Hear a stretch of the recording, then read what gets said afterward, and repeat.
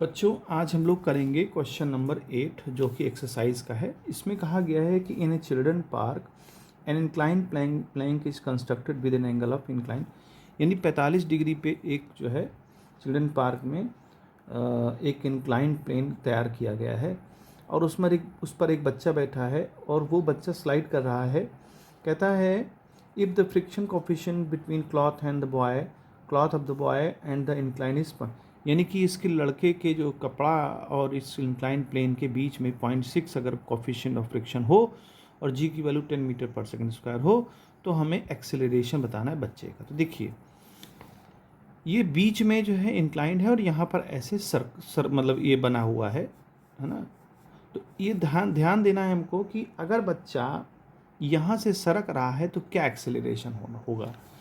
तो अगर हम इसको ये समझें कि मान लीजिए इस तरह का हमें एक्सेलरेशन के लिए एक कोई ऑब्जेक्ट है और वो ऑब्जेक्ट जो है नीचे की तरफ स्लिप हो रहा है, तो उस ऑब्जेक्ट का एक्सेलरेशन पता करना है।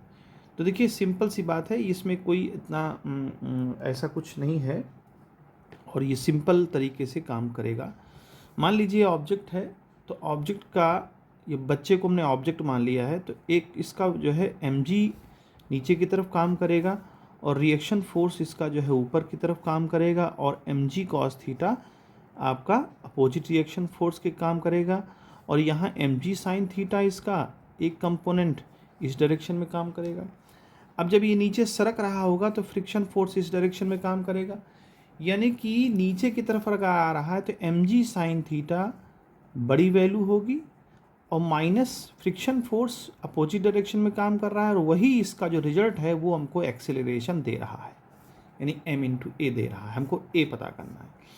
तो देखिए यहाँ पर mg sin theta degree minus f होता है म्यू इंटू r हमने mg cos थीटा के इक्वल कर रखा है, तो mg cos थीटा होगा इज इक्वल टू ma।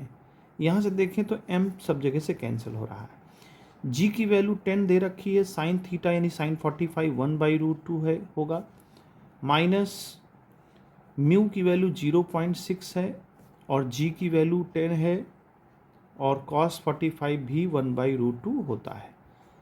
तो अब देखिए ज़रा डेसिमल हटेगा, ये 0 ख़त्म हो जाएगा, तो 10/√2 और minus 6/√2 is equal to a। अगर √2 हम एलसीएम ले लेते हैं तो ये 4/√2 हो जाएगा और अगर 4/√2 होगा तो अगर हम रेशनलाइज कर लें इसको √2 नीचे और √2 ऊपर तो क्या हो जाएगा, ये 2 बन जाएगा और 2 जाता है, यानी कि a की वैल्यू क्या आ जाएगी हमारी 2√2 मीटर पर सेकंड स्क्वायर। यही हमें क्वेश्चन का आंसर मिल गया और यही जो है इसका आंसर है। इस तरह से इस क्वेश्चन को सॉल्व करें।